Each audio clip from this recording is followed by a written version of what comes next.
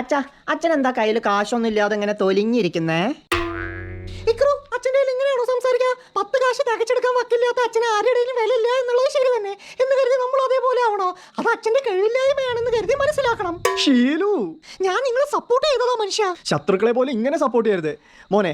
ഈ ലോകത്ത് നമ്മുടെ കയ്യിൽ കാശ് വരും പോവും. കാശിന് പിന്നാലെ അല്ല നമ്മൾ ഓടേണ്ടത്, ജീവിതത്തിന് പിന്നാലെ ഓടണം. കാശിന് പിന്നാലെ ഓടിയാൽ നമ്മൾ ജീവിക്കാൻ മറക്കും. ഈ ജീവിതത്തിന് പിന്നാലെ ഓടാണേലും കയ്യിൽ കാശ് വേണ്ടേ? ഇവൻ എൻ്റെ മോൻ തന്നെയാണോ? കാഞ്ഞ ബുദ്ധി.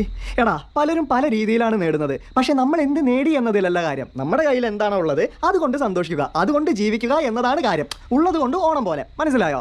ഓ നദാച്ച,